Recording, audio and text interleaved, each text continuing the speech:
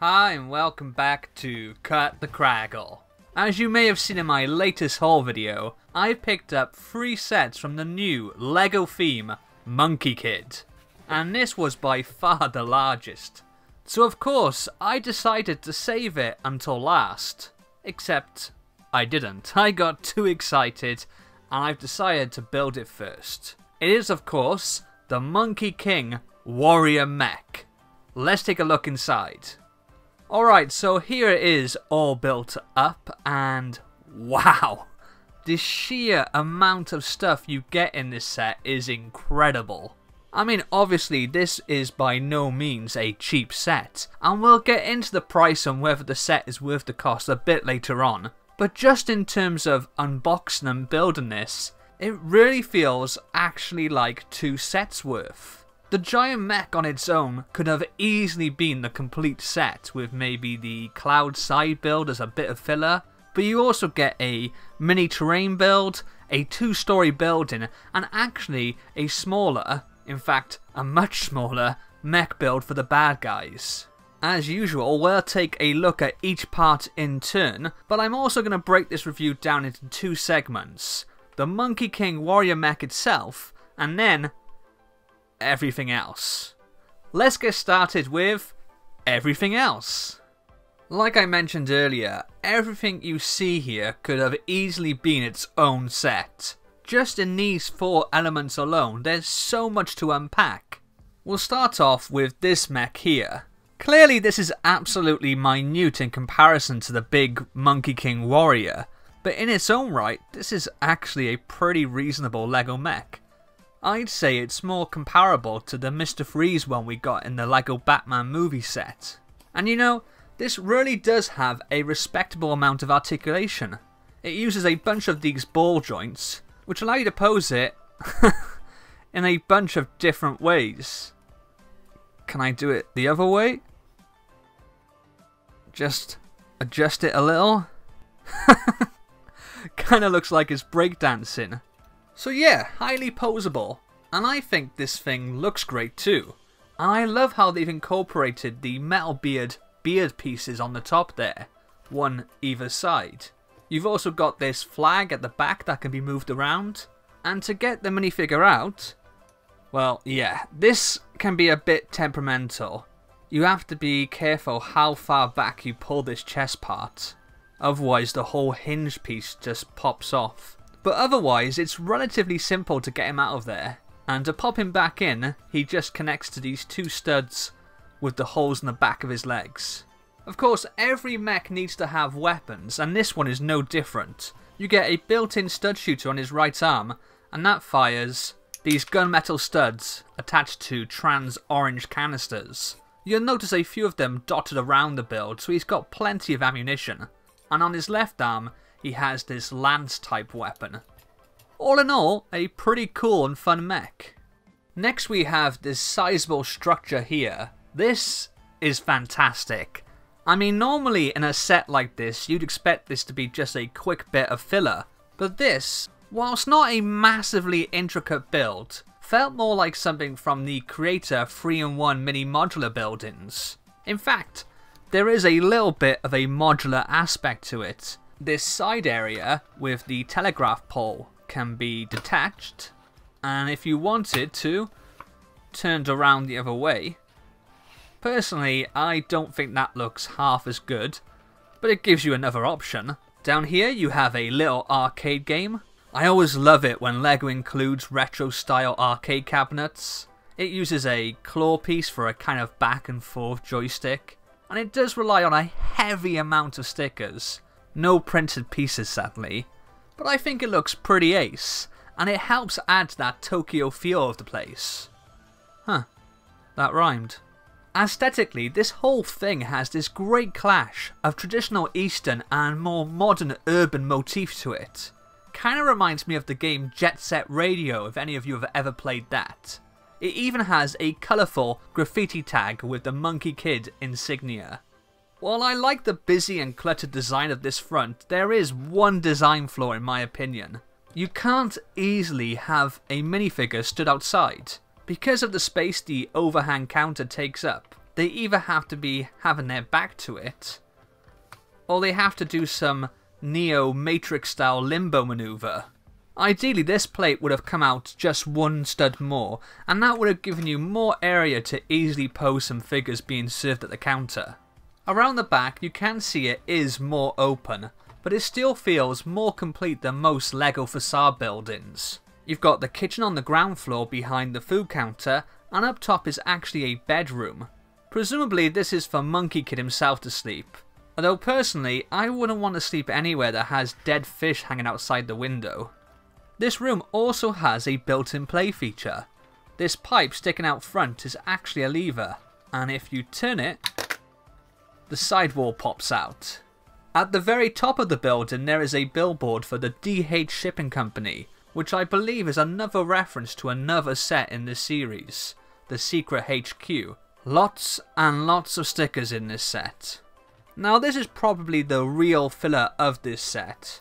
You can see this is just a very simple, very basic build. I haven't watched the show yet, but I think this is meant to be the place where the Monkey King's staff is found.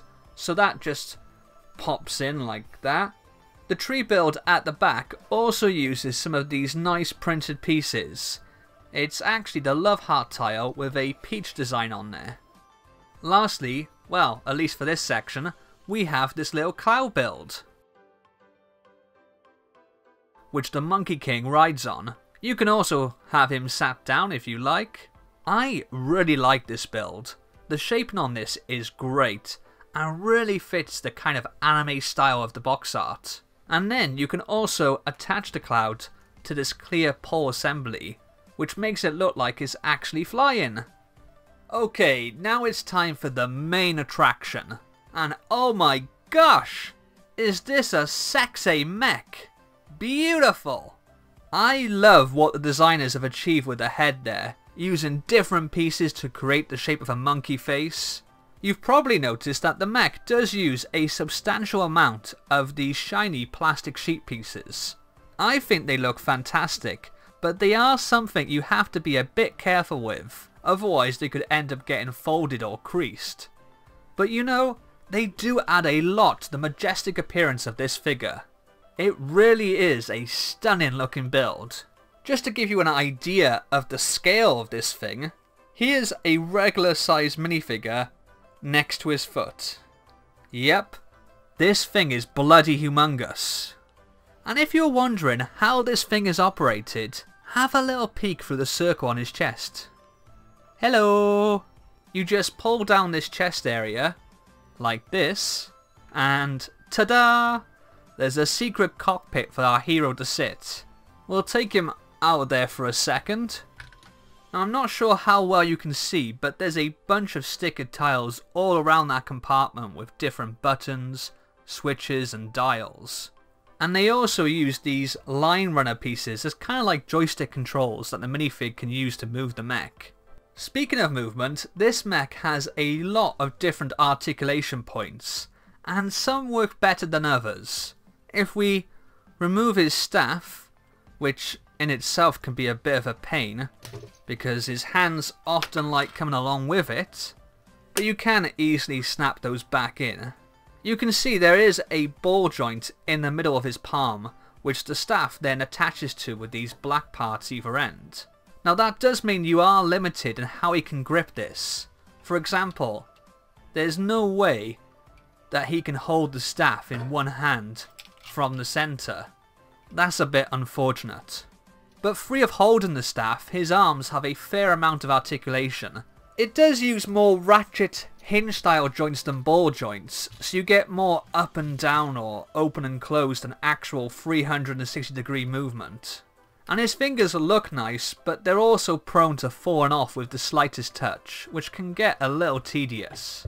Probably the most significant limitation though is with the legs. Once again, LEGO maintains their hard stance on refusing to include knee joints on these things, and that does severely limit the posability. I mean, they usually try to make up for that with the ankles, but that's not nearly enough to create any kind of run-in or climbing pose, sadly. You can see he has this extra large V-shaped cloth piece for his cape, which thankfully is the new softer fabric, and it looks pretty good, except this yellow Technic bit in the middle here. I get they kinda needed this to hold the cape in place, but it still sticks out like a sore thumb when the rest of the cape is plain red. Underneath that you have the Monkey King mech's monkey tail. It looks alright and has the most articulation out of any part of the mech. For me, the worst part about having the cape pinned here is that it hides the back of the mech too much, which is really unnecessary as far as this one is concerned. Sure, you get the underneath of some pieces, but it's actually more finished off than a lot of other LEGO builds. It also makes knowing where to grip this thing a tad tricky, which is annoying as there are a lot of pieces on this that just like to jump off when knocked. This set comes with 6 minifigures. We'll start off with the title character, Monkey Kid himself. This is a great looking minifigure. I love his Kill Bill style jacket, and he's also rocking that new headphones around the neck piece. He's also got dual molded printed legs that even have some side printing. Around the back he has the grinning Monkey Kid insignia on the back of his jacket. And just look how cool that new hairpiece is with the dual molded bandana. Love the sharp lines in the hair. It makes me think of Sonic the Hedgehog. And here he is without the headphones and with his alternate expression. Man, those eyebrows. They look like attack eyebrows. Then we have Gia, or as I like to call him, Random Citizen Number 1. Nothing particularly special to see here. He's made up of all existing pieces. And even though he gets a name on the front of the box, I don't think he's meant to be a main character or anything. And this is what he looks like with the alternate expression. In the role of Random Citizen Number 2, we have Anne, and again she uses all existing pieces. But she's perfectly reasonable as another miscellaneous passerby to the main action. And this is what she looks like with her alternate expression. Now we're on to the baddies, and first up we have Growl. I do like that he's rocking the magenta, both with the horns and arms, and even that bit on the torso with a 6-pack maybe? So perhaps this magenta is actually the character's flesh tone. This new robotic bull helmet looks fantastic. That detailed torso design continues around the back. And just look at how the light catches that metallic-like printing. That's so nice. As for what's under the hood, he has just a plain trans orange head.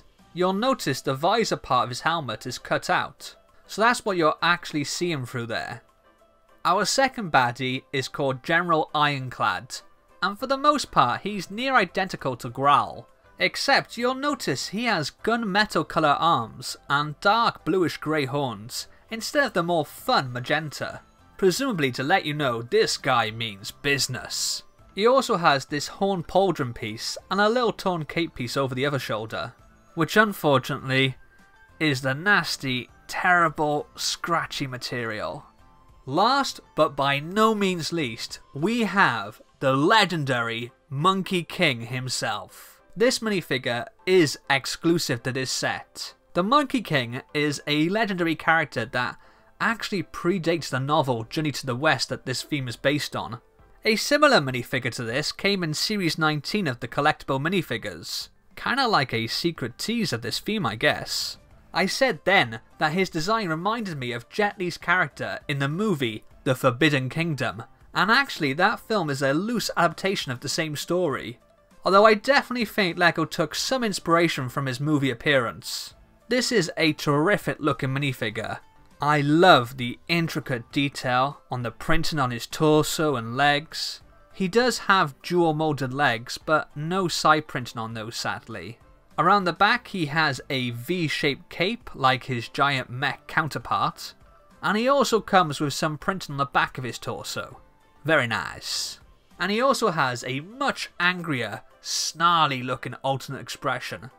Overall, I think this is a fantastic set. You get so much here, it's a little unreal. Now of course, you do pay a pretty penny for it. Here in the UK, this goes for £129.99 for 1,629 pieces. So that's about 12.5 pence per piece. Not dreadful by any means. I personally think this set is worth the price, but that doesn't mean it's not expensive. There is a difference between expensive and overpriced. This set isn't overpriced, but it does cost a lot, and I think that's a problem for this theme as a whole. All the sets are on the pricier end of the scale. There's no real entry-level set, and for a new theme, that's a bit baffling. That said, I think LEGO is looking at this as their way of penetrating the Chinese market, where they want to position this as a premium product. And whether this theme makes any money in the West or not is just gravy, as long as it does well in China. Putting aside all the money talk, the set itself is great. I love the actual building for the food stand and bedroom above, and even the little bowl mech is great fun. Minifigures wise, Monkey King is by far the highlight. There's no other real exclusives in this set, I believe, and whilst I like having random civilians to get caught in the crossfire of the LEGO action, I think it's a little bit of a waste in a set this big and this expensive. The Monkey King Warrior mech itself is a thing of beauty. It really is. It looks absolutely stunning. The colours are so vibrant, and I love the shapes and sculpting they've created using different pieces. As with all larger mechs, articulation is a bit limited, and when you put that giant staff in its hands it becomes even more restricted. It almost feels more like a display piece than a playset, and for someone like me who's gonna do just that, that's fine. But for a child, I can imagine it getting mighty frustrating every time you knock something off by accident or have to reattach his hand because it's come off with the staff. Still, it looks pretty and is absolutely huge. That's gotta count for something, right? It might not be perfect, but this mech is still an impressive build, and the rest is pretty much another great set in itself. So when all's said and done, this set definitely gets 2 thumbs up from me. What do you think of the Monkey King Warrior mech set? Let me know your thoughts in the comments below. Don't forget to like, and if you haven't already, be a hero and hit that subscribe button. I'll see you next time. Laters.